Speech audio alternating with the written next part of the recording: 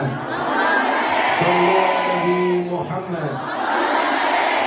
Allahumma salli salatan kamilatan wa salim salaman taman ala sayyidina Muhammadin illadhi tahalu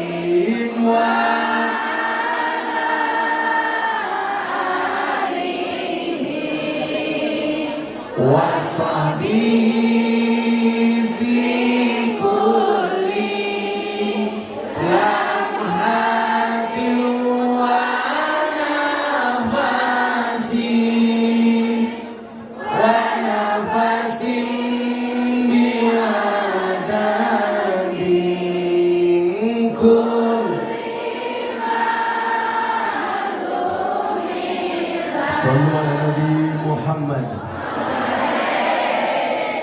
Beli bawang keliru merica.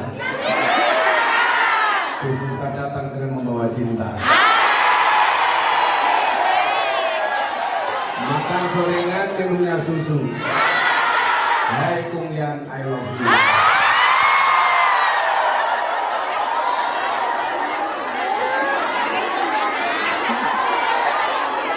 Alhamdulillahirrahmanirrahim. Siang menjelang sore ini kita kembali dipertemukan. Saya datang atas nama cinta, Anda datang atas nama cinta. Berarti endingnya harus bahagia. Karena jatuh cinta itu harus bahagia. Karena kalau susah namanya jatuh tempo. Kebahagiaan yang paling tinggi adalah ketika kita bahagia dan Allah ridho. Saya yakin pertemuan siang hari ini mendatangkan ridhonya Allah. Saya yakin siang hari ini mendatangkan rahmatnya Allah. Pertanyaannya adalah kenapa ada bahasa istiqomah di dalam beragama? Karena kita tidak pernah tahu dari semua banyak amalan kita mana yang diterima oleh Allah. Kita nggak boleh sombong. Gus, saya sudah berjilbab. Gus, saya sudah umroh. Saya sudah haji. Saya sudah sedekah. Saya sudah ikut ngaji. Bahkan saya sudah berbakti dengan suami. Suami menyakiti, saya tetap berbakti. Tapi mohon maaf. Oh enggak. Suami berbakti, saya cari suami lagi.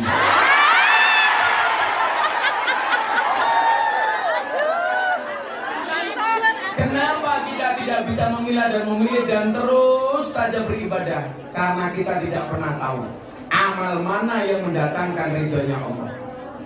Bapak Ibu, orang masuk surga itu besok bukan karena banyaknya amal, tetapi karena rahmatnya Allah.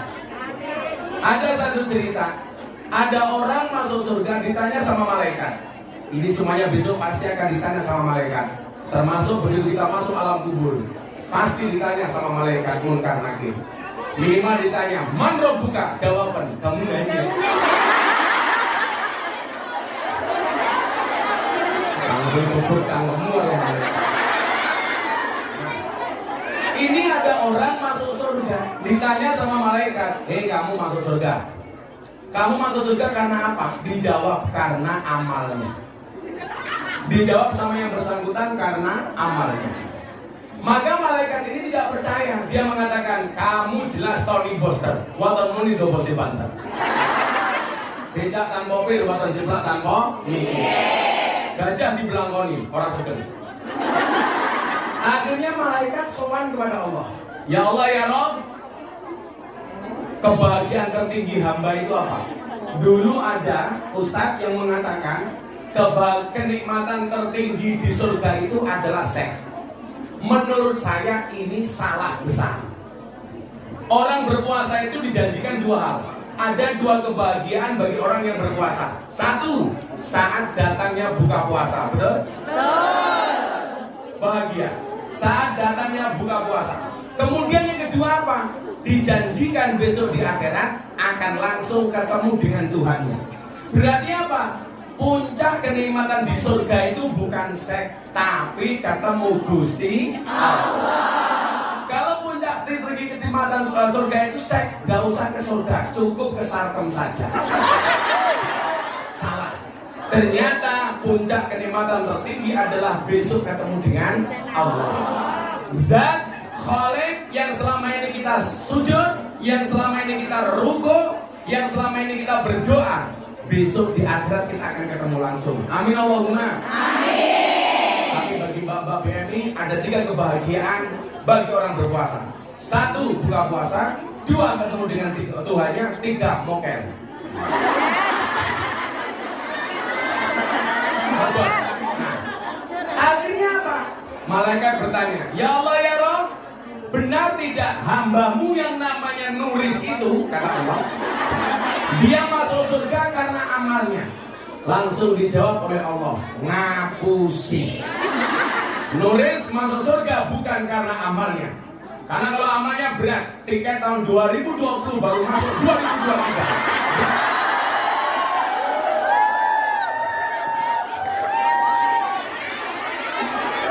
Tapi kan keren bayar utang. Buktinya Gus kita tetap datang. Jadi berarti saya diundang itu hanya untuk bayar utangnya Bu Nuris.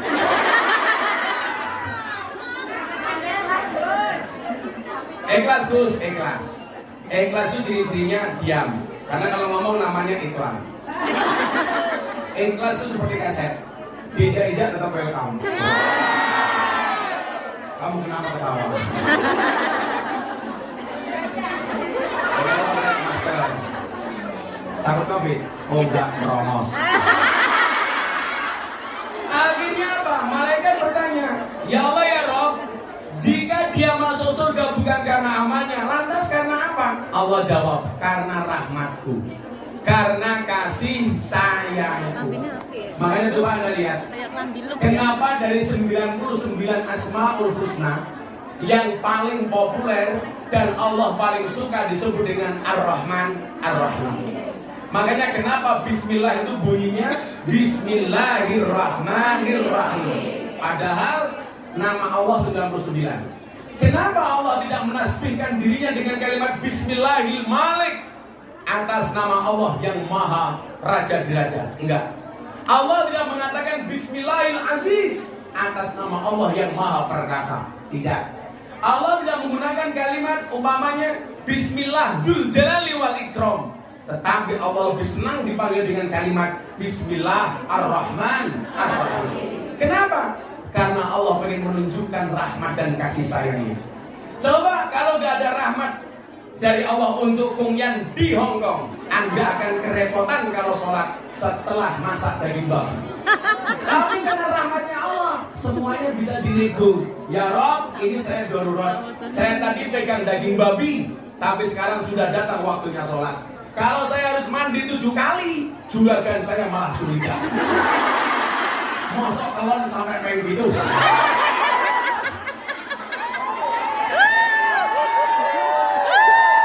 Maka di situ kemudian berlaku mekanisme Rahman dan Rahimnya Allah. Apa bentuknya? Karena dalam keadaan darurat tidak harus mandi sebanyak 7 kali. Karena mohon maaf tidak ada waktu dan pasti akan mendapatkan masalah dengan juragan. Mekanisme Allah berlaku Rahman Rahim. Di saat gak ada makanan sama sekali, yang ada tinggal daging babi, maka Rahman dan Rahimnya Allah berlaku. Apa? Boleh untuk makan daging babi, karena nggak ada makanan yang lainnya. Maka mohon maaf, bagi saya yang dosa besar itu bukan karena Anda darurat makan daging babi karena nggak ada makanan yang lain, tetapi yang paling besar dosanya adalah hati yang menyakiti.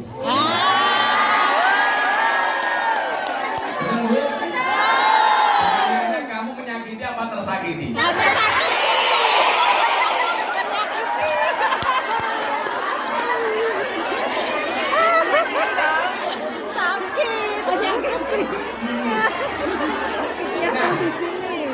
Untuk membuktikan kebenaran bahwa orang ini masuk surga karena rahmatnya Allah, malaikat kemudian bertanya, bagaimana cara saya membuktikan dia masuk surga karena rahmatmu ya Allah? Gampang malaikat, kamu datangi nulis di surga. Terus apa yang harus saya lakukan? Cuma matanya. Surga. Amin. Kita doakan Bu Nuris masuk surga pertama kali. Amin. Setelah sholat maghrib.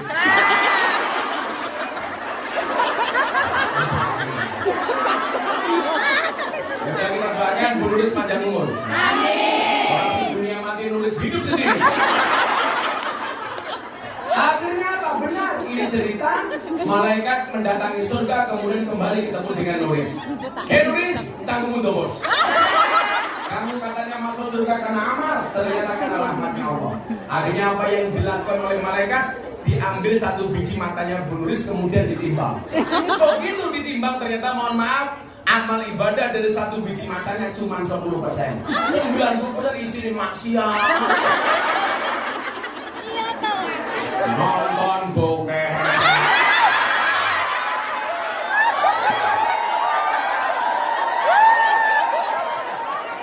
Ngadusi juragane nguyel-nguyel ngomongnya.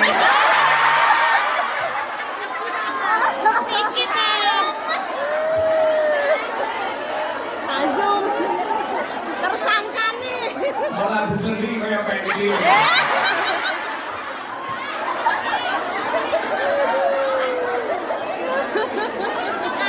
Acur. Iya. Ini membuktikan apa? Bahwa kita itu masuk surga bukan karena banyaknya amal, tapi karena rahmatnya Allah. Cuman persoalannya adalah karena kita tidak tahu amal mana yang mendatangkan rahmatnya Allah. Disitulah kenapa kita tidak boleh berhenti beramal. Saya bilang ratusan bahkan ribuan panggung yang saya datangi, saya nggak pernah tahu dari panggung mana yang mendatangkan rahmatnya Allah. Maka kenapa saya tidak boleh berhenti? Saya harus tetap ngaji. Selain itu alasannya apa? An-nasu yamuduna ala ma'asu. Manusia itu akan dimatikan sebagaimana kebiasaan dia hidup. Jadi kalau kita membiasakan diri kita baik, bisa jadi bahkan sangat mungkin matinya dalam keadaan baik. Maka sempatkan dirimu membaca Al-Quran setiap kali mau tidur, walaupun cuma 2 ayat. Kenapa? Karena itu adalah amalan, salah satu amalan terbaik. Kalau biasa membaca Al-Quran, bisa jadi besok kematian itu datang, kita mati dalam keadaan membaca Al-Quran. Padahal orang yang membaca Al-Quran itu sama dengan telepon-teleponan dengan Allah. Betapa bahagianya, puncak kenikmatan tertinggi ketika kita langsung komunikasi dengan Allah. Lalu kamu telepon bojone wong seneng. Wong ya tahu. Ya melu guyu. Biasanya jilbabe pink.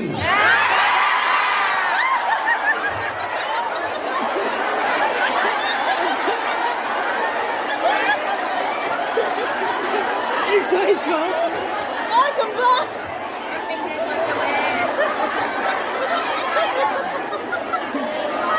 Bagaimana kalau kita teleponan langsung dengan Allah? Karena hakikatnya orang yang membaca Al-Quran itu takallum, itu sedang bercakap-cakap dengan Allah.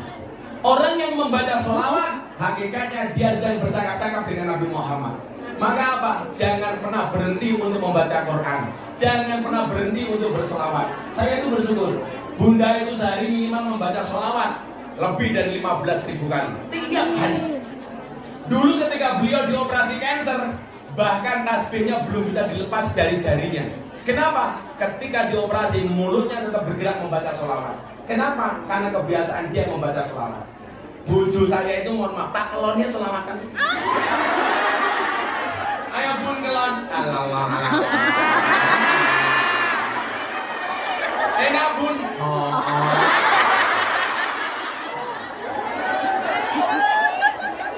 Kuliahnya ya dipikir no. Mana jawab kancane ya dipikir no.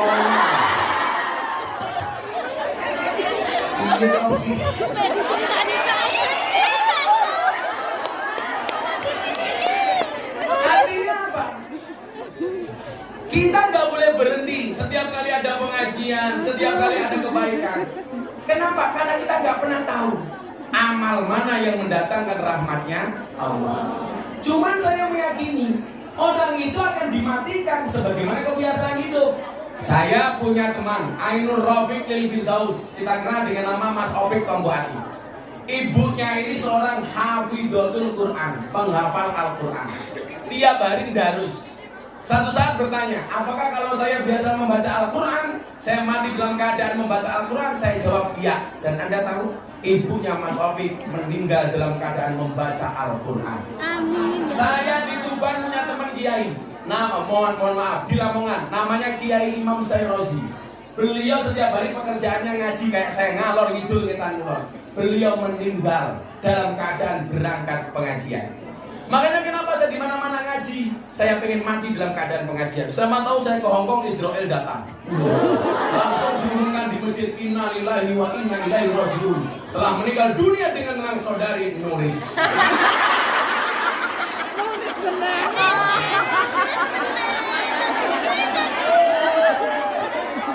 Sabar ya Mbak, sabar.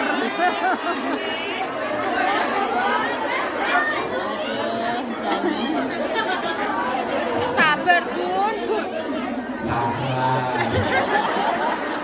Sabar itu tidak. Iya. Ngatur. Malah bisik-bisik. Malah bisik-bisik. Dia itu bisik-bisik bukan menyampaikan pesan ke aku, tapi ingin dekat dengan aku. Jadi ya Bu, saya sama Bu Nuris itu seperti Indomaret dan Alfamart. Asik. Maksudnya apa? Berdekatan sih tapi gak pernah jadi. Kan Nuris sudah tua. Aku bisa mati duluan. Aku bisa keracunan. Susu kata lewat Pak.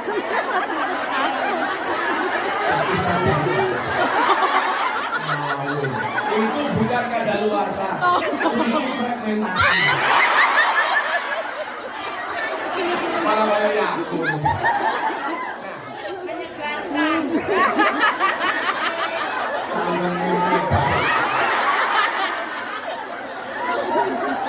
Maka Ibu, nggak ada alasan bagi kita untuk tidak berbuat baik. Kiai saya itu, Imam Sayrozi, akhirnya beliau berangkat pengajian dan beliau meninggal dunia dalam keadaan berangkat pengajian. Nah, maka apa? Berdiri. Ibu-ibu, saya duduk apa berdiri? Itu yang perempuan. Mana masih banyak berdiri? Wedan orang disuruh banyak.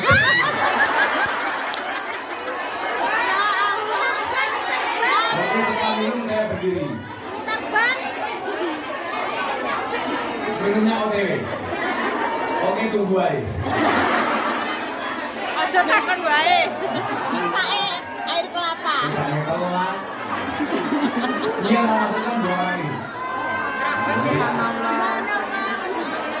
Oke, saya minum dulu baru berdiri.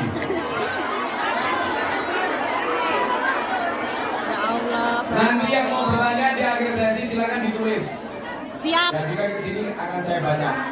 Tadi pagi saya bilang, saya buat lomba konten TikTok atau konten medsos. Silakan diposting, laporkan ke Mbak Nuris. Nanti saya beli tak kasih hadiah.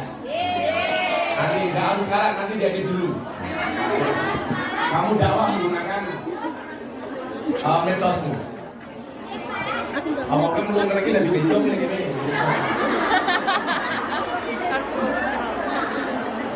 Rumah ini bisa Yo tak? mosok kiai mobil kon gerungi. Gerung. Sabar. Apa ndasmu ning ngene.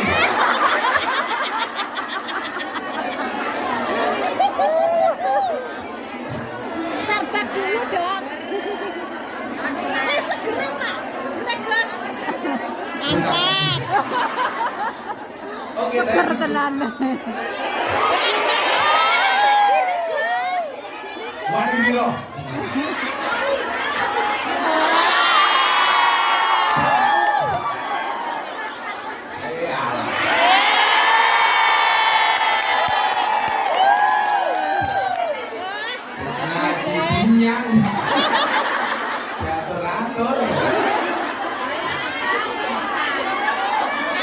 Salam Nabi Muhammad. Ya, saya beri salawatan dulu ya. Oh, nanti aja. Santuni loh jujur. Keletian. Isi yo.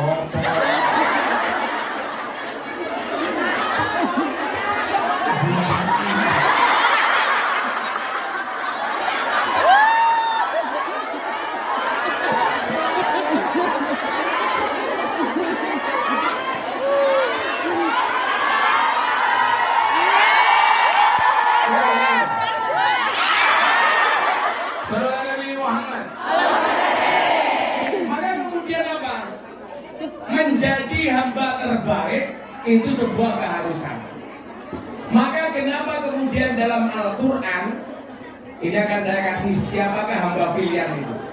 Kenapa dalam Al-Quran Allah Subhanahu wa Ta'ala berfirman fastabiqul khairat, berlomba-lomba dalam kebaikan. Yang perlu Anda ingat adalah berlomba-lomba dalam kebaikan itu bukan memperebutkan satu posisi, tapi menjadi yang terbaik di posisi masing-masing.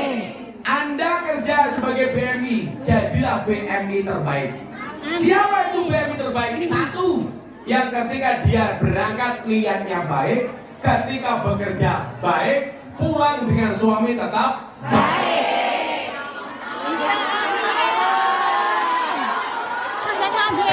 Banyak kasus di lapangan niatnya berangkat baik, begitu di Hongkong punya uang niatnya berubah. Betul? Di sini berubah, suaminya di rumah juga berubah. Jadi ultra Yang terjadi keluarganya menjadi berubah.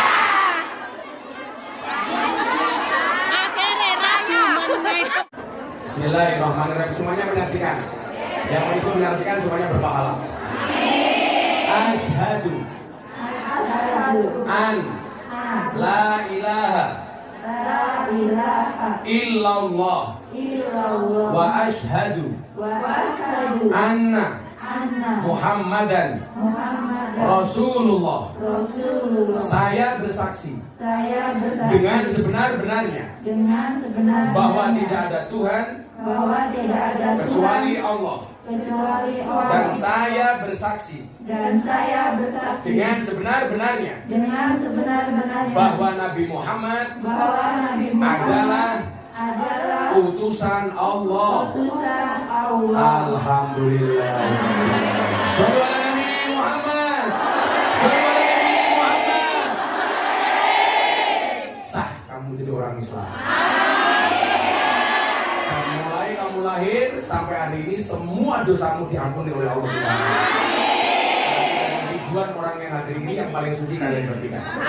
Doakan pengajian ini istiqomah. Mudah-mudahan ila akhir zaman. Semua yang nanti kamu doakan mudah-mudahan dosanya diampuni oleh Allah. Semuanya disucikan oleh Allah Subhanahu wa Ta'ala. Saya yang bisa berdoa mudah-mudahan bersama di dunia bertetangga di surga. Bismillahirrahmanirrahim. Allahumma shalli ala sayyidina Muhammad wa ala ali sayyidina Muhammad walhamdulillahirabbil alamin. Allahumma ya Allah, jadikanlah hidayah ini bagi mereka ya Allah. Hidayah yang istiqomah ila akhir zaman. Rahman ya arhamar rahimin walhamdulillahirabbil alamin. Nah, nanti dokumennya diurus sama Mas Aris ya. Dokumen pindah agama sama tulis. Oke, kita masuk ke sesi tanya jawab. Anda bertanya, saya menjawab. Kamu bertanya. Mana kertasnya? Kamu nanya. Disiapkan kertas. Disiapkan kertasnya, silakan ditulis. Ya, kita tulis ya. Yang pertama sudah ada ini. Assalamualaikum Gus. Mas, tadi ada kan Mas? Jangan lupa dikasih nama, yang nulis kertas. Kasih dulu. Yang mualaf saya kasih hadiah. Di sini. Nah, ini kasih di sini. Bondo. Tes. Yang mualaf saya kasih hadiah uang di solar Singapura, dolar Singapura. Masing-masing 100 dolar.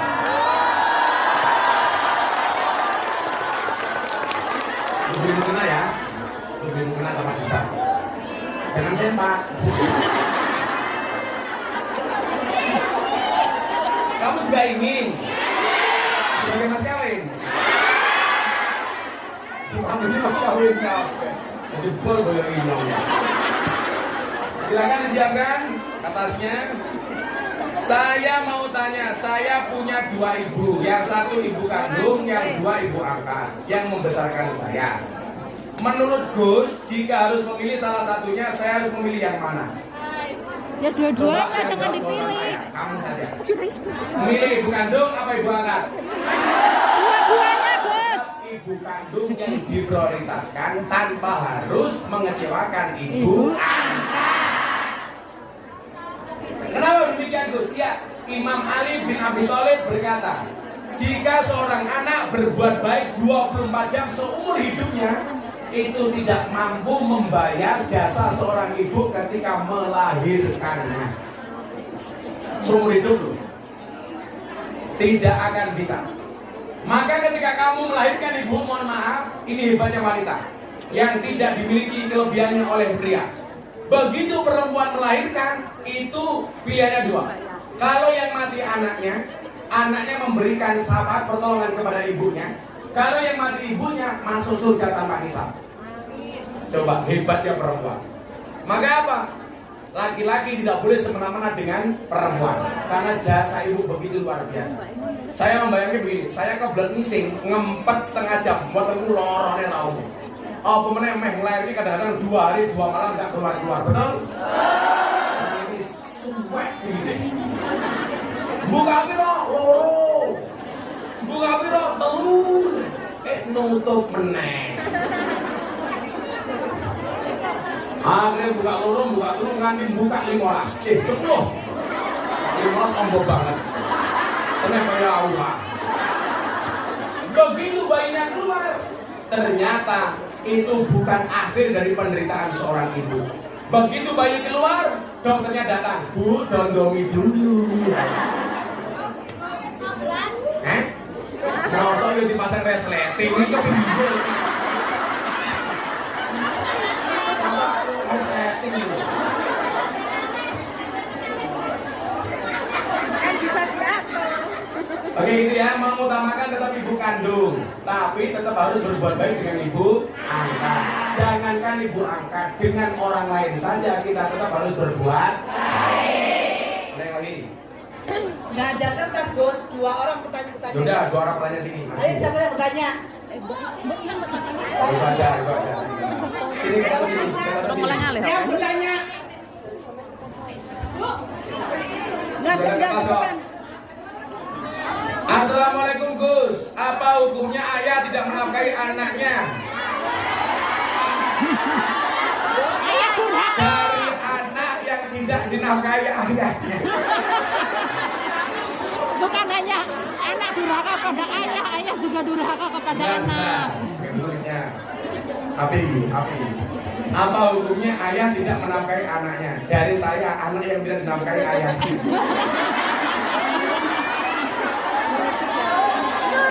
Ini pokoknya sendiri.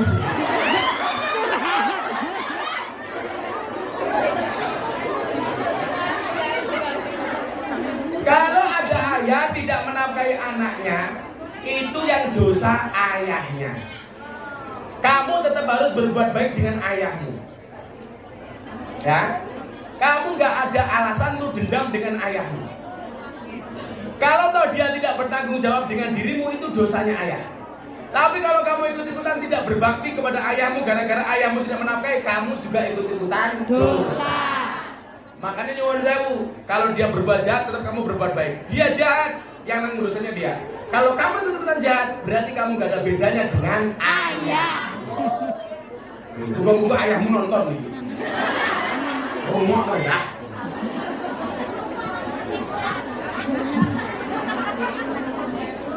Assalamualaikum Gus, saya anak dari Kadal. Loh.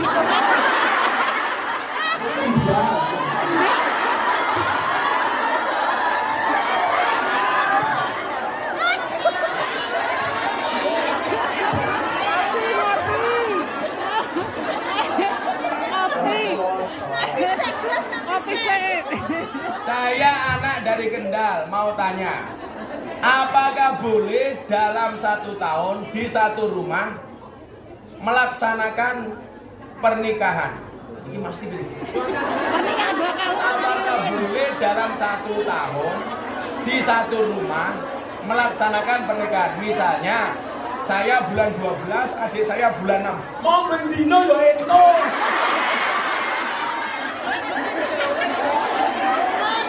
Ya boleh-boleh saja toh. Yang nggak boleh itu kalau kamu cewek menikah 2 kali. Pertama sama Aris, kedua sama Arus. Nah, itu nggak boleh. Kalau dalam satu rumah ada 6 orang menikah dalam tahun, ya boleh-boleh saja. Kan digeting tonggo bola-bali kondangan, Gus. Kalau orang Jawa, gini, dalam ilmu Jawa itu ada ilmu weton, ada hitungan. Ilmu weton itu boleh dipelajari, nggak boleh diyakini. Karena weton itu bukan kitab suci. Mama nih, kamu tanya apa?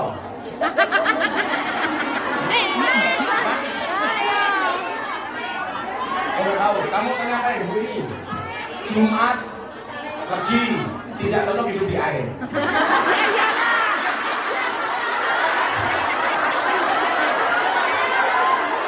Ayo mendulang kok ya. Yang cocok hidup di air buaya lah, apa ikan. Kamu tanya apa? Ayo apa? Prabu Aing, sok kowe bojo ping 4 modal. Yes.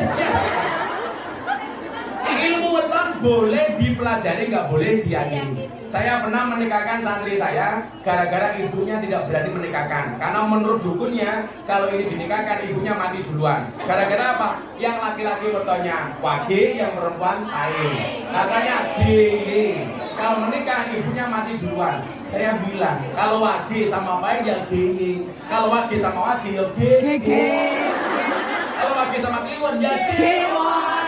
Nah wage kalau geli. Ayo mau diyakini. Kayak saya itu mamanya, weton saya Minggu Pahing. Saya jadi titenan, pengajian rutin di pondok setiap malam Minggu Pahing. Itu saja, nggak lebih.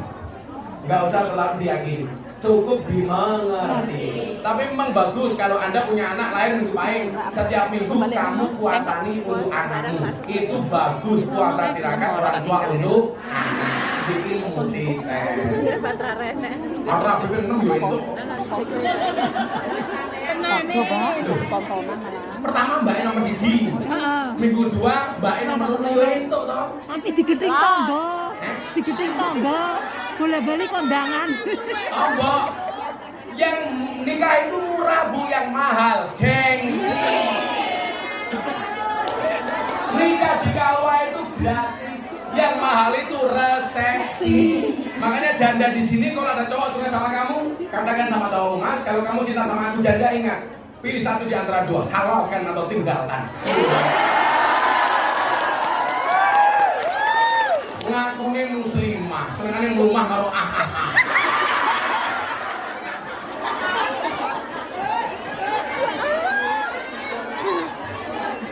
Rabi, ingat menikah itu membukakan 2 jalan. 1 jalan rezeki, nomor 2 jalan bayi. Barokah goblok.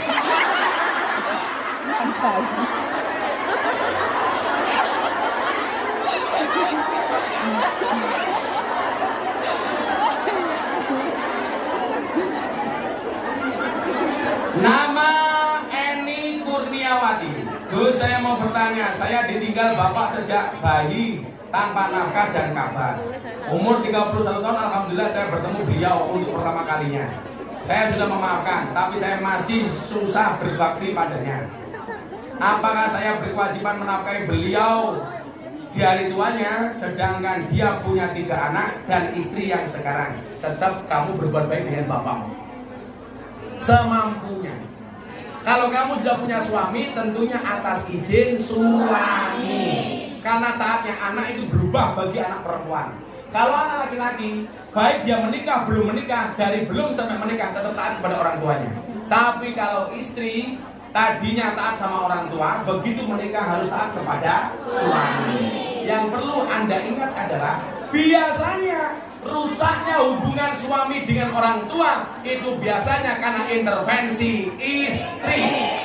Hati-hati, kamu nggak boleh mengintervensi hubungan suamimu sama orang tuanya. Yang perlu kamu tahu, besarnya suamimu karena air susu ibunya, bukan susumu. Mau orang? Saya itu bukan susu. Kamu tahu kenapa namanya susu? Karena jumlahnya 2. Kalau 1 su. Ya. Assalamualaikum warahmatullahi wabarakatuh. Gus, apa hukumnya kawin lari?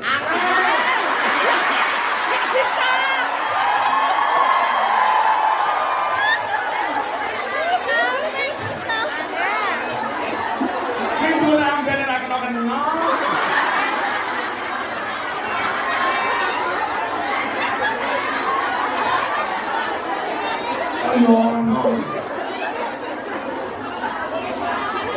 Apa hukumnya kawin lari? Sah apa tidak karena tidak direstui orang tua?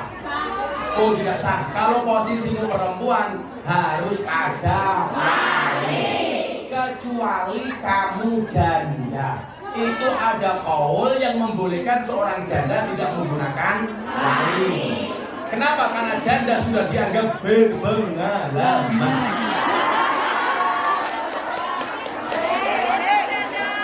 Cara nikah itu kan harus ada wali, ada saksi, ada mas kawin, ada laki-laki, ada perempuan. Kalau kamu kawin lari, yang menjadi wali sopo. Lagian kawin lari buka kadok.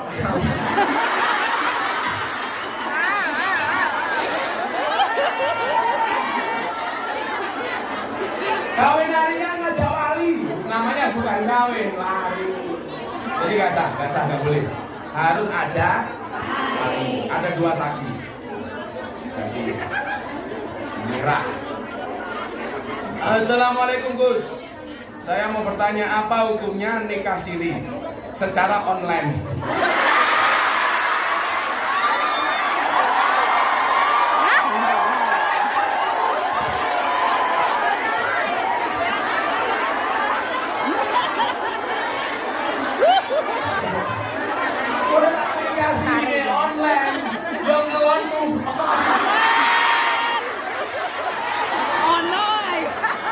Bayi ini lahir, lahir, tapi mau download.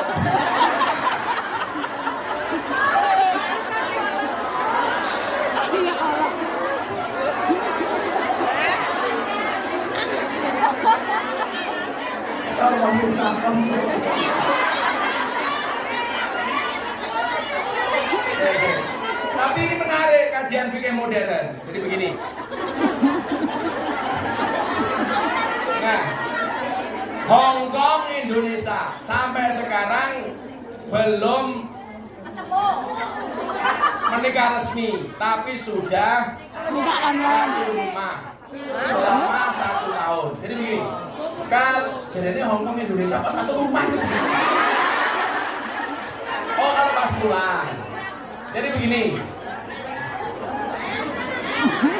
kalau ceweknya di Hong Kong, cowoknya di Indonesia, boleh nggak menikah secara online? Bahkan kalau mbaknya nggak ada saja, yang menikahkan bapaknya itu sah. Makanya tradisinya ada satu daerah yang ketika menikah anaknya tidak dihadirkan, cukup wali. Berarti kalau ada walinya, ada saksinya, tetap sah. Selama yang bersangkutan benar-benar orangnya. Jangan sampai nikahnya dengan A, ternyata yang membaca ijab B, itu nggak boleh. Selama orangnya itu benar boleh. Nah, nggak masalah. Nikah online, kalau nih online, anaknya di luar. Utawa lah nikah online, kalau nih di Bluetooth.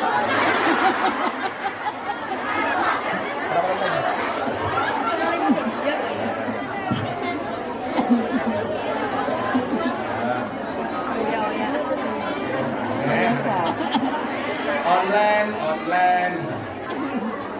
Gus, saya mau bertanya, apa hukumnya bagi suami yang tidak menafkahi selama 2 tahun?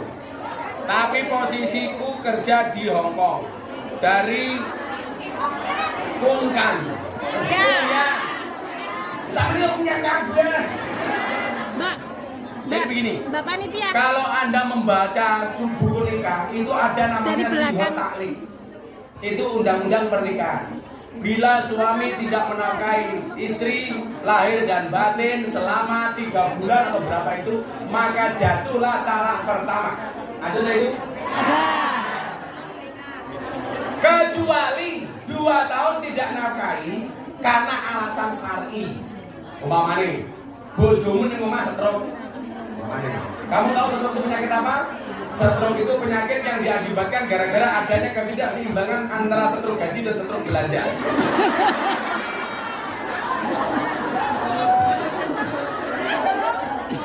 Stroke itu penyakit yang diakibatkan gara-gara senyum yang tidak seimbang. Senyum seimbang itu ke kiri 2 cm, ke kanan 2 cm. Orang stroke senyumnya hanya ke kiri, nggak ada yang ke kanan. Nuris, tolong contohkan. Nah, kalau dia mampu kemudian tidak memberikan nafkah lahir dan batin, yaitu jatuh talak. Kecuali masih komunikasi dan fine-fine saja. Tapi kalau istri merasa tidak terima, ya jatuh. Apalagi kalau dia mampu. Minimal komunikasi juga. Alasannya apa? Atau perlu diwakilkan? Jojo. Gus dari Ngawi. Pipi masake. Ora. Mau bertanya, kalau ibu menikah lagi, apa hukumnya wajib menafkahi sesuai maunya? Iya tadi. Sesuai ibu kok menafkahi dia tadi. Kalau ibu menikah lagi, Udah, permisi. permisi. Ini, Apa hukumnya wajib menafkahi sesuai maunya? Jadi begini, kewajiban nafkah itu dari suami, dari anak itu berbakti. Berbakti semampunya. Terutama kalau berkaitan dengan kebutuhan pokok. Kok ibumu kekurangan, nggak bisa makan, minum dan lain sebagainya, nyandang, tolong itu dipenuhi. Tapi kalau dek, tunggu aku apartemen, jumlahmu bu, orang kuat aku. Sesuai dengan kemampuannya, tidak melebihi batas kemampuannya. Bahkan Allah pun tidak memberikan ujian melebihi batas kemampuan manusia. La yukallifullahu nafsan illa wus'aha. Apalagi dengan manusia. Jadi semampunya saja. Terus saya bekerja 9 tahun, hampir semua buat mereka. Kamu bukan manusia, malaikat. Tetapi tidak pernah cukup dan sudah 3 bulan saya tidak tegur sapa. Saya blokir nomornya karena masalah uang. Hukumnya gimana Gus? Kamu blokir, mutus silaturahmi itu dosa. Layak uluna jannata qatilun. Kan tidak ngasih bukan berarti harus diblokir. Ya cukup diwaca saja toh. Supaya gak ketahuan dibaca, hilangkan centang birunya.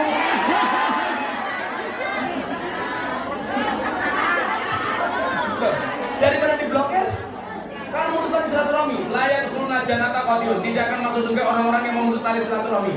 Maka hari ini yang datang silaturahmi saya doakan panjang umurnya, murah rezekinya, sehat badannya, bahagia hatinya, lunas hutangnya.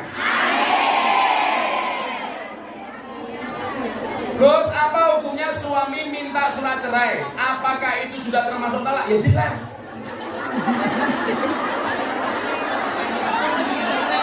Cerai itu sah bahkan hanya dengan guyonan. Kalau tak kapal sah. Nggak boleh guyon.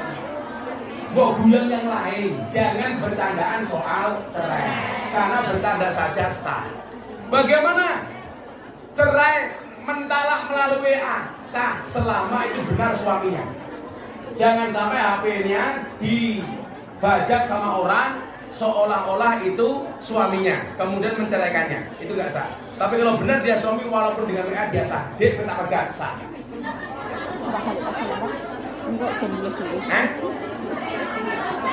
Apakah kalau kembali harus bangun nikah? Kan orang menikah itu ada masa iddah. Sebelum masa iddah berakhir sudah boleh kembali. Tapi kalau mau mantep, tak jadi itu nikah, mau perbarui nikah juga boleh. Tapi saran saya jangan gampang mengucapkan cerai. Mendingan mengucapkan menikah lagi. Kalau yang perempuan nggak ada poliandri, adanya polipantai. Saya dari Probolinggo mau tanya terkait memelihara asu. Memelihara anjing. Apa untungnya seorang muslim membersihkan memelihara anjing? Saya mau kasih cerita dulu ya. Jadi begini. Ada kiai, ada anjing terluka di tengah jalan. Sama kiai diselamatkan. Dibopong, dibawa pulang, diobati, disembuhkan. Udah ada Zamannya lagi. protes. Kiai ini kok asu najis kok malah dibopong-bopong. Itu kan najis, haram. Jawaban kiainya apa? Bahwa anjing itu najis, iya. Tapi ingat, anjing itu juga makhluknya Allah. Butuh mendapatkan kebaikan dari kita. Soal saya kena najis, ya, tapi ada mekanisme fikih untuk membersihkan najis. Tapi kewajiban saya sebagai orang harus menolong sesama makhluknya Allah. Soal najis bisa dimandikan. Lah bagaimana hukumnya memelihara anjing? Yang jelas itu bukan anjingmu, tapi anjing majikanmu. Salah satu pekerjaanmu harus memelihara anjingnya. Maka saya bilang, apa bedanya anjing di Hongkong sama anjing di Indonesia? Nah, di Hongkong anjing seperti teman, di Indonesia teman seperti Enggak. Ya. Teman seperti saudara. faktanya kan seperti itu. Ini coba ya, kamu tahu nggak pelajaran hebat dari anjing? Kalimat ini sering saya sampaikan. Dulu saya nggak habis pikir. Ada ustadz cerita pengalaman habis nabrak anjing, bangganya minta ampun. Bener kan? Pernah lihat kan di medsos itu? Itu logika berpikirnya bagaimana? Bahkan ada anjing yang ditakdirkan masuk surga. Anjingnya Ashabul Kahfi. Ada peribahasa begini loh. Atimil kalba salasa ayamin, saya guru kafi salasi sanawatin. Berikanlah makan kepada anjing 3 hari, maka dia akan mengingatmu selama 3 tahun. Jadi kalau belajar taat, belajar dari anjing. Tapi sebaliknya, watimin nas salasa sanawatin, sayang saka fi salasi ayamin. Berikanlah makan kepada manusia 3 tahun, dia akan melupakanmu selama 3 hari. Ngasih makan anjing 3 hari, diingat-ingat 3 tahun. Ngasih makan manusia 3 tahun, dilupakan 3 hari. Alhamdulillah ini dari. Maka saya bilang banyak teman seperti anjing.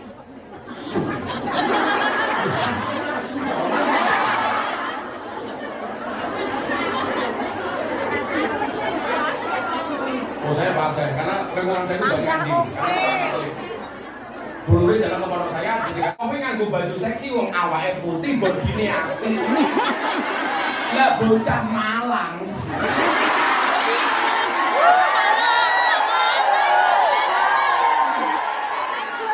Melu-melu fashionnya kaya bocah Hong Kong, pakai you can see. Kakinya belang-belang, ora pantes. Podo-podo nyawangi, aku milih nyawang cah Hong Kong. Podo-podo dosane. Ayo bayangno, nulis kanggo you can see.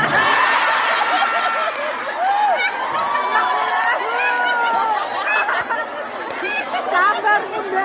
Bentuknya kaya ngobrol. Tapi saya yakin Bu Nuris kalau nyemplung kolam pasti tidak tenggelam.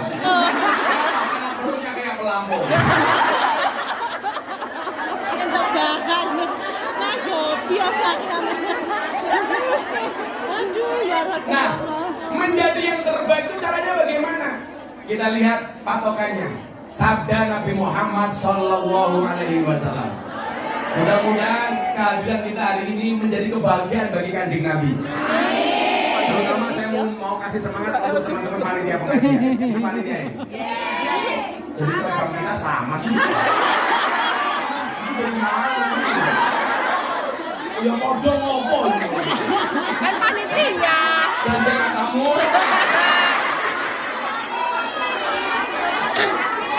Bajunya keren.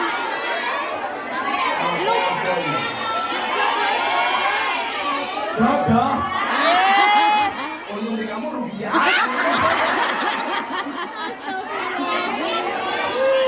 Besti. Besti murah dinyang. Nyarutan pisan. Saya mau kasih sebelum saya lanjutkan yang terbaik untuk panitia. Saya mau cerita. Habib Mundir Al-Musawwah almarhum. Beliau orang yang sangat dekat dengan Rasulullah. Bahkan kematian beliau sudah prediksikan karena langsung mendapatkan kabar dari Rasulullah. Ketika Habib Mundir kangen dengan Kanjeng Nabi datang dalam mimpinya kemudian mengatakan kepada Habib Mundir, "Mundir, kamu akan bersamaku sebelum usia 40 tahun." Dan benar, Habib Mundir meninggal di usia sebelum 40 tahun. Yang mau saya ceritakan bukan itu, ibu-ibu.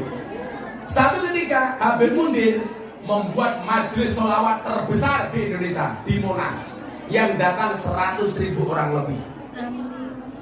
Namanya Majelis Rasulullah. Malam harinya beliau sangat puas lega dengan majelis sholawat yang beliau buat. Sehingga beliau batin, ini pasti Kanjeng Nabi sangat bahagia dengan acara hari ini. Malamnya Habib Mundir mimpi. Mimpi apa? Ketemu dengan Kanjeng Nabi. Ingat, kalau Anda mimpi ketemu Kanjeng Nabi, bahkan hanya lihat punggungnya tok, yakin itu Kanjeng Nabi. Kenapa? Karena Kanjeng Nabi tidak bisa diserupai oleh setan. Tapi kalau Anda mimpi ketemu dengan Bu Nuris, bisa jadi itu Mak Lampir. Bisa jadi. Ya, sabar. Tapi kalau Anda mimpi ketemu Mak Lampir, bisa jadi itu Bu Nuris.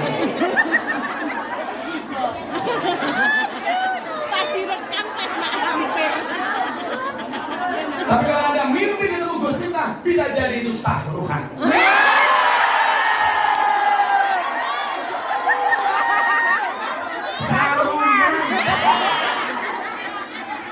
Sarungan. Ini orokan matamu. Orokan. Sarung saya ini mahal, apalagi Isinya. punya goblok.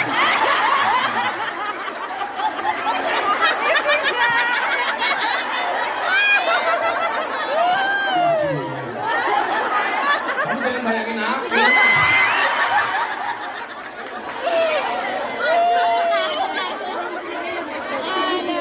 Akhirnya apa?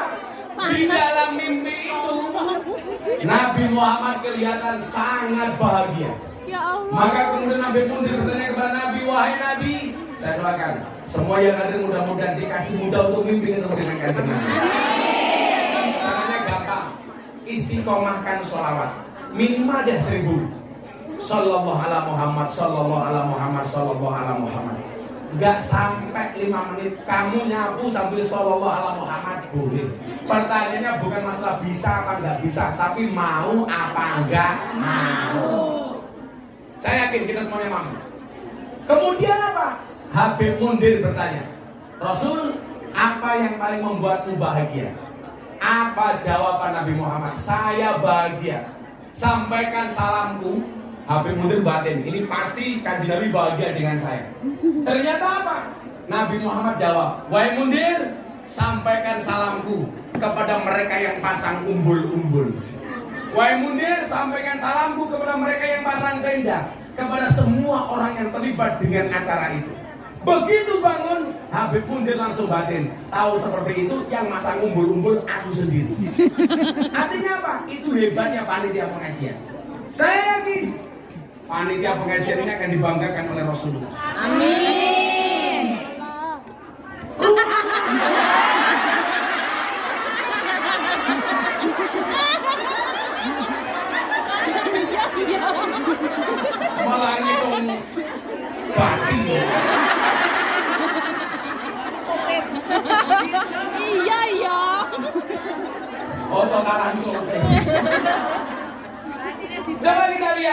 Bagaimana kemudian Allah mengatakan orang-orang yang terlibat di pengajian itu istimewa? Anda baca satu ayat dalam surat Yasin. Waja'a min aqsal madinati rajulun yas'a. Qala ya qaumit tabi'ul mursalin. Ini artinya apa, Mbak? Ini sangat indah. Waja'a min aqsal madinah. Telah datang dari sudut kota. Rajulun, seorang laki-laki. Siapa nama laki-laki tersebut? Habib Suro An-Najjar. Habib bin Suro An-Najjar. Profesinya apa? Tukang tebang kayu. Tapi begitu dia meninggal dunia, malaikat menangis. Alam langit semuanya gemuruh. Mereka bersedih, penduduk langit bersedih. Keistimewaannya apa? Padahal Habib bin Suro An-Najjar ini bukan kiai, bukan dai, bukan ustadz, bukan wali, bukan nabi. Tetapi kematiannya membuat alam langit bergemuruh. Malaikat menangis, penduduk langit menangis. Alasannya apa? Karena Habib bin Suro An-Najjar sering ajak-ajak orang untuk mengikuti pengajian. Qala ya qaumit tabi'ul mursalin. Itu ada nabi, ayo kita ikut ngaji. Itu ada wali, ayo kita ikut ngaji. Ternyata apa? Kematian yang membuat alam langit bergetar. Artinya apa? Besok lagi kalau ada pengajian, kamu share di medsosmu, posisimu insya Allah sama dengan Habib Suro An-Najjar. Amin. Begitu indahnya. Maka menurut kebaikan-kebaikan itu bisa kita lakukan kapanpun, dimanapun, bahkan dengan cara apapun. Bahkan dengan menggunakan HP-mu masing-masing. Makanya kenapa saya dipancing? Ayo kamu bikin konten TikTok yang bagus. Kamu share. Itu bagian dari dakwahmu, bagian dari kebaikan-kebaikanmu. Itulah yang terbaik. Maka Nabi Muhammad kemudian bersabda apa? Ahabbul a'mali ahabbun nasi ilallahi anfa'uhum linnas. Manusia yang paling dicintai oleh Allah adalah manusia yang paling banyak manfaat bagi kemanusiaan. Maka kamu lihatkan, apapun yang kamu miliki harus ada nilai manfaatnya. Kamu punya HP, harus ada nilai manfaatnya. Download kajian-kajian, download aplikasi Al-Quran. Kemarin ada yang tanya, Gus, kalau saya punya HP, ada aplikasi Al-Quran, boleh nggak dibawa masuk ke WC? Jawabannya boleh. Tapi ketika di WC jangan dibuka aplikasinya. Yang dibuka apa? Maria Ozawa.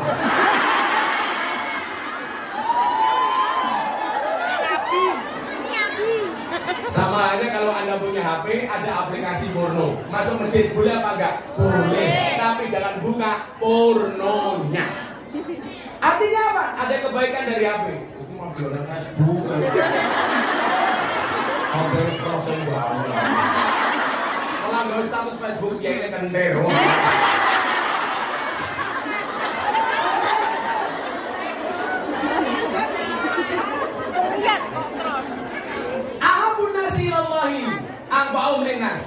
Yang kita miliki semuanya ini harus memberi nilai manfaat. Itulah orang yang paling dicintai oleh Allah. Kemudian dilanjutkan lagi, wa ahabbul a'mali ilallahi sururun tudkhilu ala muslim taksifu anhu kurbatan.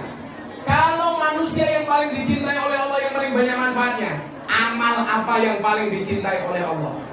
Amal yang paling dicintai oleh Allah itu adalah sururun, ketika kebahagiaan.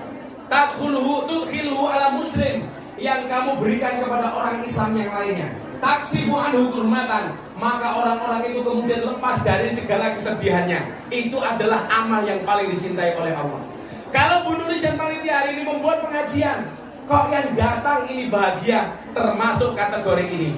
Sururun tudkhiluhu ala muslim, memberikan kebahagiaan bagi orang Islam, sehingga apa?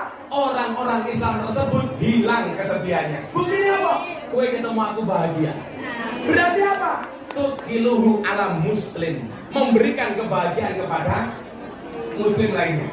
Apa yang bisa kita berikan? 3 hal. Mangkana lahu ilmun, yang punya ilmu, bahagiakanlah orang lain biilmihi.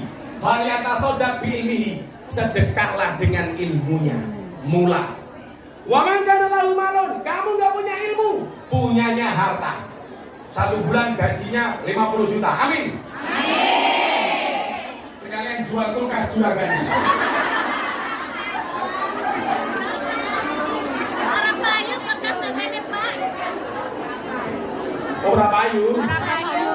Silakan, mudah-mudahan gajinya besok minimal sebulan 50 juta. Amin. Ya Kalau Allah. pajak 90%. Terus nggak usah muda lah, Bos. Nggak usah muda lah. Jangan minta kaya tapi mintalah cukup. Jangan minta senang, minta tenang. Karena banyak orang senang-senang hatinya tidak.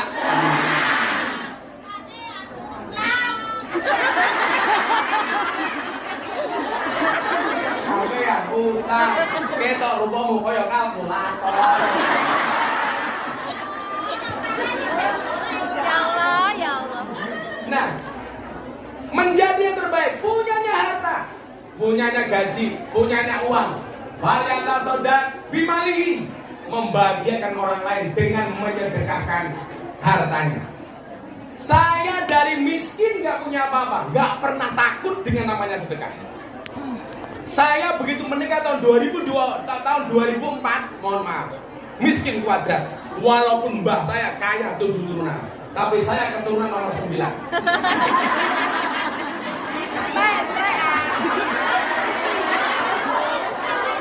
Ada yang dari Jawa Timur, ada yang dari Ponorogo. Saya keturunan ke-9 dari Mbah Muhammad Besari Ponorogo. Miftah Maulana Habibur Rahman, punya Bapak Kiai Muradi, punya Bapak Kiai Muhammad Boliran, Muhammad Usman Jalal Iman Karyonawi, Madarun Kiai Ilyas Muhammad Besari. Di atasnya Mbah Anom Besari, di atasnya Mbah Abdullah Mursuk, Mbah Abdullah Mursad, di atasnya Raden Demang, di atasnya Pangeran Demang, di atasnya Panembahan Praworo, di atasnya Susunan Wirasmoro, di atasnya Sultan Trenggono, di atasnya Raden Patah, di atasnya Prabu Brawijaya.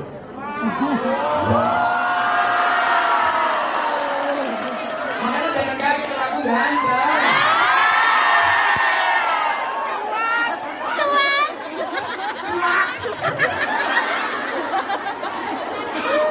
Selebel. Meledak. Begitu sulit. Lupakan sulit.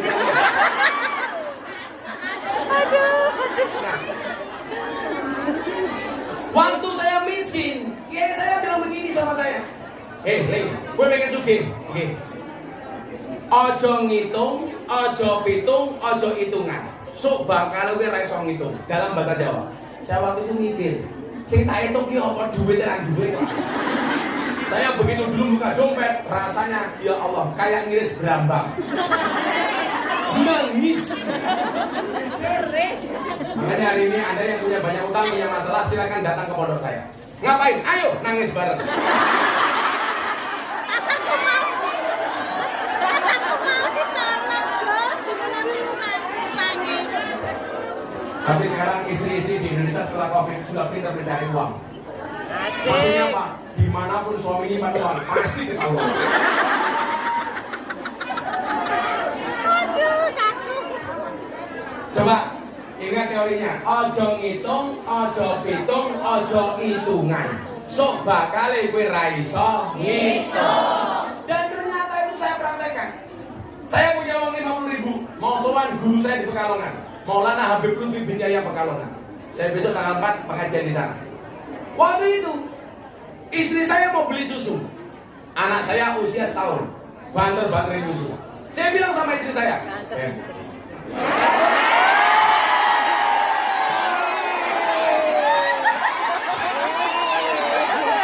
lah aku nyelong bojoku beb pantes. Pak Nuris nyelong Bu Nuris ora pantes. Beb kaya ngene. Emangnya dia nenek beb. Ayah.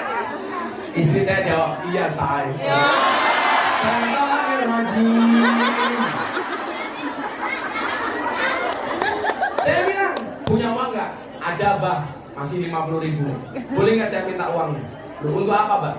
Saya mau sowan Abah Lutfi, masa nggak ada salam tempel? Saya malu masa sowan kiai besar, Habib besar, saya nggak ada salam tempel. nanti susu anak gimana Mbak? Pesannya saja. Yakin bahwa keberkahan itu ada. Akhirnya saya bawa uang 50.000, saya ke Pekalongan. Dari saya miskin, Habib Lutfi itu panggil saya juragan. Dari saya nggak punya apa-apa. Jadi kalau saya sowan, juragane teko. Makanya coba Anda itu kalau ketemu teman, tolong yang keluar kalimat baik, doa yang baik. Karena doaul mar'i li akhihi ka du'aihi li nafsihi.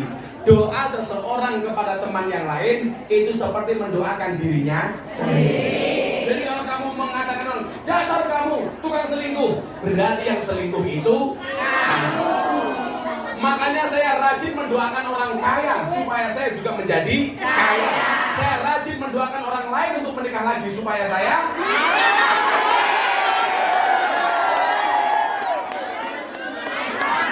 saya tipe suami yang setia.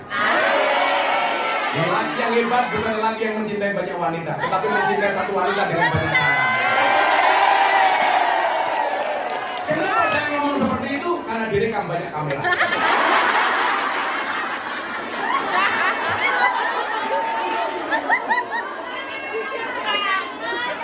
Orang berjuku modal kan. Nah, akhirnya apa? Saya berangkat ke Pekalongan minta didoakan sama Abah Lutfi. Saya pulang jam 12 malam sampai rumah. Anak saya nangis karena nggak punya susu. Akhirnya apa? Malam itu saya rebutan susu dengan anak saya. Tapi saya berbaik hati. Anak saya tak kasih isinya, saya cukup kemasannya. Tapi yang terjadi apa? Ternyata keberkahan itu nyata. Apa yang kita berikan tidak mungkin kemudian Allah sia-siakan. Yang kemudian menjadikan saya hidup saya enak hari ini adalah keberanian saya untuk tidak hitungan, tidak hitung, tidak ngitung, tidak hitungan, tidak hitungan. Dan ternyata benar. Ketika saya miskin, saya berdoa, Allahumma barik lana. Ya Allah ya Rabb, hari ini saya nggak kuat makan. Tapi satu saat saya harus bisa memberi makan orang. Saya dari dulu rajin puasa. Kalau saya punya uang 10.000 daripada saya untuk makan, saya puasa, uang 10.000 saya sumbangkan. Dan ternyata hari ini benar, ratusan santri saya semuanya gratis. Amin. Dulu saya nggak kuat tidur. Ya Allah ya Rabb, hari ini saya nggak bisa tidur karena nggak punya kamar tidur. Tapi satu saat saya harus bisa membuat nyaman orang tertidur. Dan ternyata benar, santri hari ini semuanya bisa tidur dengan nyaman. Berarti apa? Pola pikirnya ini yang perlu dirubah. Jadi mohon maaf, kalau kamu merasa yang kamu miliki itu mutlak punya kamu, Anda salah. Itu hanya Allah titipkan kepadamu. Yang namanya orang nitip, Allah sudah sampaikan, ini kamu tak titipi, tolong kamu bagi. Bagi kepada siapa? Bagi kepada orang lain. Kalau kamu tidak mau berbagi kata Allah, maka besok kamu tidak akan saya titipi lagi. Akan saya ambil, dan kamu bukan sebagai orang yang saya titipi, cuman sekedar sebagai seorang penerima. Yang perlu Anda ingat, senikmat-nikmatnya menerima lebih nikmat memberi. Maka dikatakan orang nyumbang lebih baik daripada disumbang. Tapi kamu milih disumbang. Traktir sama traktir bagus mana? Traktir. Kamu tapi milih ditraktir. Traktir sana. Tangan di atas sama tangan di bawah bagus mana? Kamu pilih di atas apa di bawah? Di atas. Di atas.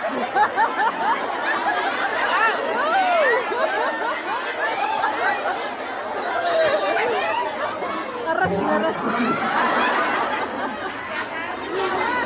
Kalau ada kotak jalan, ada dompetmu $1 sama $100. Yang kamu masukkan $1 sama $100. Katanya di atas. Kamu nanya. Lihat ke monyet di kebun binatang, uang sakunya $100.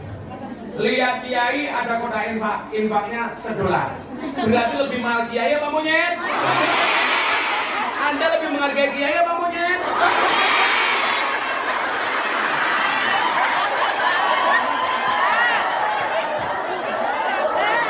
Aku emosi. Emosi terus, emosi. Tadi ini saya bilang loh, kalau ada orang punya 2 botol air mineral, diminta 1, biasanya dengan ikhlas kita memberi, padahal dia punyanya cuma botol mineral tok, punya 2, diminta separuh dikasih. Ada orang punya uang 1.000, ada kotak infak, dia berani nyumbang 50%, 500 rupiah. Tapi lucunya begitu pendapatan kita bertambah, punya uang 10 juta, diminta 10%, 50%-nya biasanya dikasih enggak. Nah, punya uang 1.000 diminta 50%-nya, padahal punyanya cuma 1.000 tok. Diminta 50%-nya dikasih nyok. Begitu Allah tingkatkan pendapatannya, punya 10 juta, diminta 50%, enggak dikasih. Kalau seperti itu pola pikirnya, saya doakan penghasilanmu selamanya cuma 1.000. Biar rela. Saya kira tangan. Kalau ada nanti kotak infak punya $100 sama $1, yang dimasukkan 1 apa 100? 100. Kalau sampai nanti ada kotak infaknya belum saya mau ngadu ngake cangkeme udunan. Ada Gus. Cakep kok udunan. Saya mau ada duit, pulang. Jangan nunggu kaya baru bersedekah, tapi bersedekahlah sampai kamu menjadi kaya. Ayo selamatan di sini sadar ya. Terus mari kita mau bungu-bungu. Bentar, Gus. 100 orang siji. Bentar. Apa ya? Sallallahu Nabi Muhammad. Mana? Bilang salawat apa? Sabar bun, sabar. Joko pikir. Ngombe dawet. Ratau dikir endase mumet.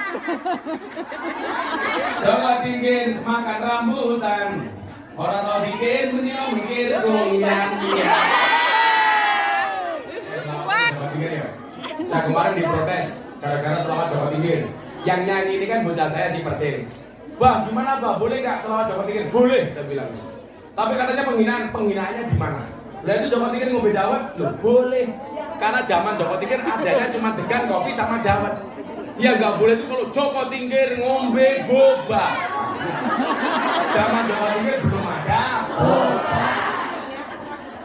Wah iya, sampai $100 yuk, sama siji. Udunan. Salatullah salamullah ala toha rasulillah. Salatullah salamullah ala yasin habibillah. Ala yasin habibillah. Tawassalna bi bismillah wa bil hadi Rasulillah wa kulli mujahidilillah bi ahlil badri ya Allah bi yasin habibillah.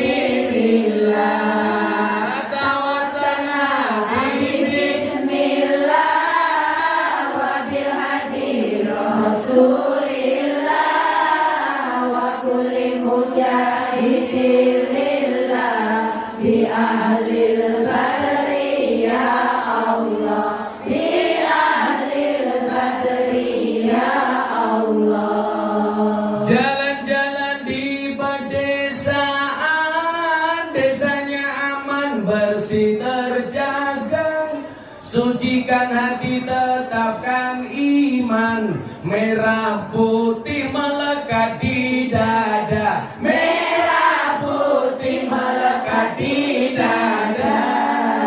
Salatullah salam wa kulli mujahidilillah bi ahlil badri ya Allah bi ahlil badri ya Allah. Minum kopi rasanya nikmat, makan gorengan di tengah desa, mari ngaji dan bersolawat dari Kungyan untuk Indonesia, dari Kungyan untuk Indonesia.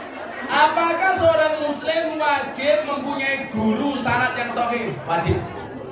Al ilmu bila syai'in fa syai'u syaitan. Ilmu tanpa guru, gurunya setan. Kalau belajar tentang fikih dakwah boleh melalui medsos. Boleh. Fikih dakwah melalui medsos. Tapi kalau mohon maaf, kalau soal syiar dakwah itu boleh melalui medsos. Tapi kalau soal fikih itu harus langsung berguru kepada yang bersangkutan. Karena bisa salah paham atau pahamnya salah. Kalau syiar lihat di medsos supaya hatinya lebih senang dengan Islam seperti ini, itu boleh melihat medsos. Makanya Bapak begini, kalau Anda mengutip kalimat-kalimat Ustadz dikasih tagar. Sekarang itu mohon maaf, tagar itu menjadi penting. Kamu ngaji sama Gus Miftah, tagar Gus Miftah.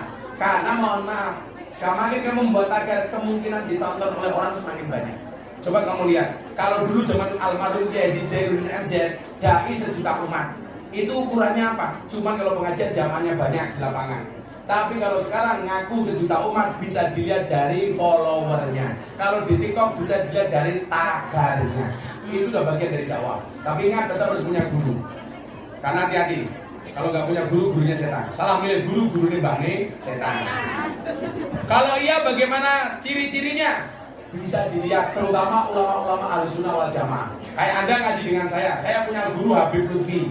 Habib Lutfi sampai sanadnya sampai Kanjeng Nabi. Bisa dilihat. Saya punya guru Mbah Gim Yati Rois. Mbah Gim Yati Rois Kendal punya guru Mbah Hamid Pasuruan, wali. Sopo sedang kenal Mbah Hamid Pasuruan? Itu wali. Itu artinya apa? Sanad keilmuannya jelas. Jangan hanya karena faktor viral kamu sukai. Apalagi viralnya karena sensasi, bukan prestasi. Apakah ada kewajiban meneruskan sanad sehingga tidak dikategorikan membunuh sanad? Minimal itu adalah ilmumu bersanad. Contoh begini, contoh sanad itu. Nabi Muhammad ditanya, "Ya Rasulullah, ikhlas itu apa?" Kanjeng Nabi tidak langsung jawab. Kanjeng Nabi tanya malaikat Jibril. Jibril tanya Allah. Allah diberikan jawabannya kepada Jibril. Jibril kepada Nabi Muhammad. Nabi Muhammad kepada para sahabat, tabiin, sampai kiai-kiai hari ini. Itu namanya bersanad. Bersanad pertanyaan ini. Alhamdulillah. Terima kasih. Oh, mantap. Air. Tadi yang dibikin lo masih. Asik. Kok keting aku. Projok hoong tenang.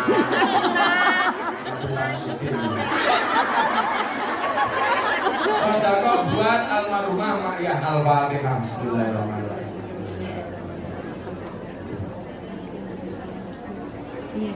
Alhamdulillah Rabbil Alamin, sudah setengah 8 malam.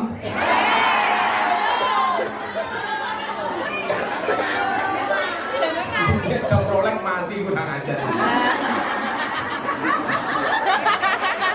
Sampai bojomu saengko. Kita baca selawat Hasbi Rabbi ini selawat munajat. Kalau Anda punya masalah apapun, sebesar apapun, baca selawat Hasbi Rabbi, minta tolong hanya kepada Allah. Hasbi Rabbi Jallallah, cukuplah Allah yang Maha Agung sebagai penolongku. Ma fi qalbi ghairullah, tidak ada sesuatu pun di dalam hatiku kecuali asmamu ya Allah. Nur Muhammad sallallahu, cahaya Muhammad yang Allah berselawat kepadanya. La ilaha illallah, tidak ada Tuhan kecuali Allah. Mudah-mudahan kabul semua hajat. Amin. Sallallahu alaihi Muhammad.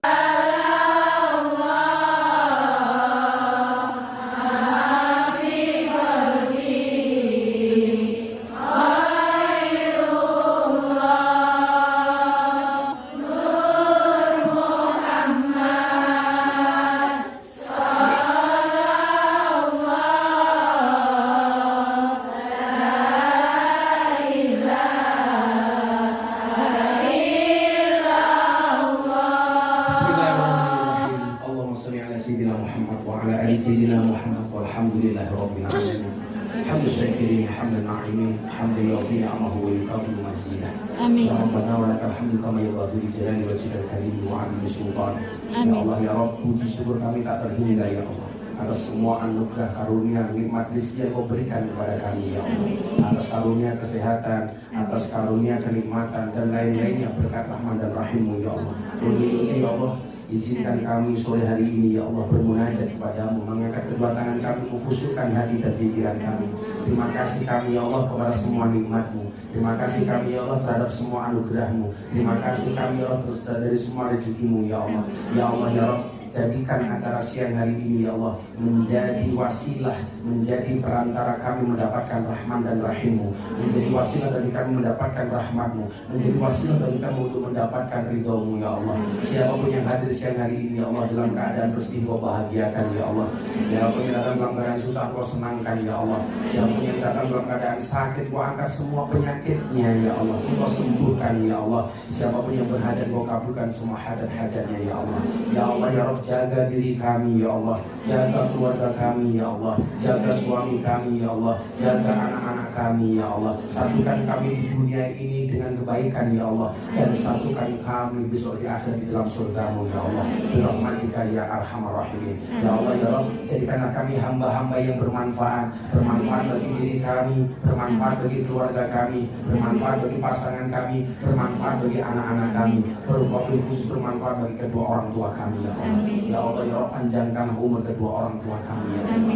Jadikanlah kami anak yang bisa berbakti kepada mereka ya Allah. Jadikanlah kami anak yang soleh-solehah bagi mereka ya Allah. Jadikanlah kami anak yang birrul walidain kepada mereka ya Allah. Ya Allah ya Rabb, bahagiakanlah orang tua kami sebagaimana mereka membahagiakan kami ya Allah. Senangkanlah mereka ya Allah sebagaimana mereka menyenangkan kami ya Allah. Izinkan kami sebagai anak-anaknya ya Allah untuk membalas semua kebaikan-kebaikan mereka ya Allah. Izinkan kami sebagai anaknya ya Allah untuk bisa menuntun mereka ziarah Makkah Madinah, untuk bisa membawa mereka ziarah haji dan umrah ya Allah. Birahmatika ya arhamar rahimin. Untuk itu ya Allah kami mohon kepadamu ya Allah, panjangkanlah umur kami dalam kebaikan, panjangkanlah umur orang tua kami dalam kebaikan ya Allah. Ya Allah ya Rabb, berikan kepada kami kebaikan di dunia ini ya Allah, dengan kehidupan yang layak, ekonomi yang mapan, pekerjaan yang lancar, keluarga yang sakinah, keturunan yang soleh-solehah, dan berikan pula kepada kami kehidupan yang istiqomah. Berikan kepada kami kebaikan kelak di akhirat ya Allah. Jauhkanlah kami dari siksa kubur, jauhkanlah kami dari siksa neraka, jauhkanlah kami dari siksa di padang mahsyar, dan jadikan akhir kami husnal khatimah. Dan suatu saat ketika Kau panggil kami ya Allah, jadikanlah akhir kalimat yang keluar dari mulut kami ya Allah biqauli la ilaha illallah, la ilaha illallah, la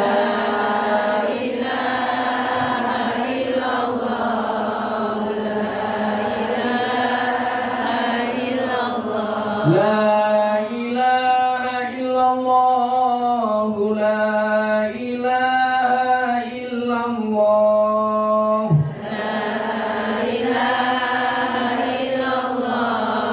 la ilaha illallah, la ilaha illallah, Sayyiduna Muhammadur Rasulullah.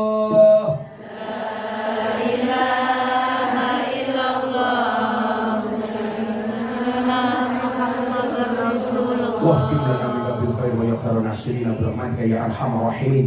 ربنا آتنا في الدنيا حسنه وفي الآخرة حسنه وقنا عذاب النار والحمد لله رب العالمين. سبحانك اللهم وبحمدك أشهد أن لا إله إلا أنت أستغفرك وأتوب إليك والحمد لله رب العالمين. Hadiah Fatihah untuk semua hajat kita. Pasti akan aku doa ya karena saya ulangi 11 kali. Ala hadiniyah Al-Fatihah. Bismillahirrahmanirrahim. Alhamdulillahi rabbil alamin. Arrahmanir rahim. Maliki yaumiddin.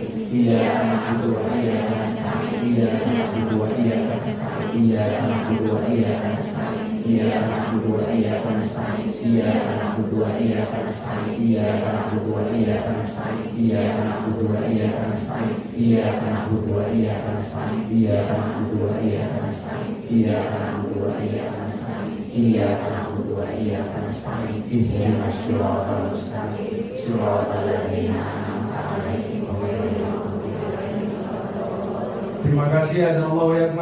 Assalamualaikum warahmatullahi wabarakatuh.